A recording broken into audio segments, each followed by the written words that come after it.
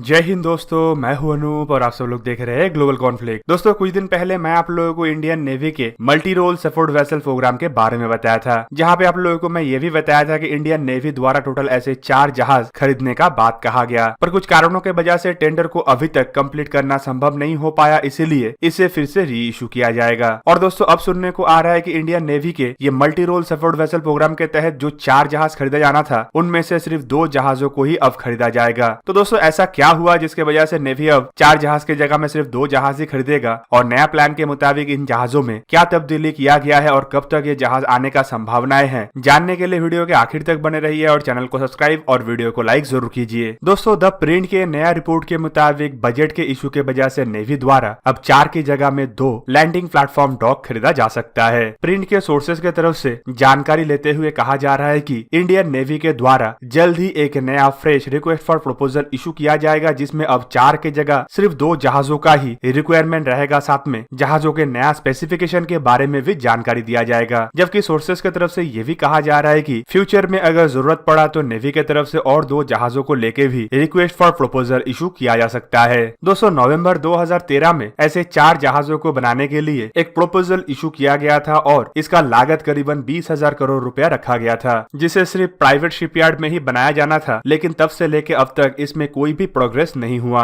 और इसी वजह से 2020 के सितंबर महीने में इस टेंडर को मिनिस्ट्री ऑफ डिफेंस द्वारा विड्रॉल कर लिया गया है। दोस्तों, जबकि विड्रॉल से पहले सीएजी के तरफ से भी लताड़ लगाते हुए क्यों प्रोग्रेस नहीं हुआ, उसके ऊपर सवाल जवाब किया गया था। तो दोस्तों, नेवी का कितना बजट का इशू है जो जिसके वजह से इस टेंडर को रद्द किया गया। प्रिंट के रिपोर्ट के मुताबिक इस साल यूनियन बजट का जो नेवी का हिस्सा है वो करीबन 41,259 करोड़ रुपया है, जबकि प्रोजेक्टेड अमाउंट 64,307 करोड़ रुपया था। और ये जो कमी है इसके वजह से नेवी कुछ चीजों में कॉम्प्रोमाइज कर सकता है। दोस्तों, इवन प्रिंट के रिपोर्ट में यह भी बताया गया है कि 2027 तक नेवी में जो 200 जहाजों को शामिल करने का एक बात कहा गया था, शायद इस तरीके के बजट के कमी के वजह से वो भी कंप्लीट ना किया जा पाए। इवन ये भी कहा जा रहा है कि शायद यहाँ तक 175 जहाज ही बन पाना संभव हो पाएगा। फिलहाल नेवी के पास करीबन 150 जहाज है और इसे 2027 तक बढ़ा के 200 करने का एक इरादा रखा गया था। दोस्तों, ये लैंडिंग प्लेटफॉर्म डॉक है उसके बारे में थोड़ा बहुत जान लेते हैं। लैंडिंग प्लेटफॉर्म डॉक इस तरीके का जहाज होता है जो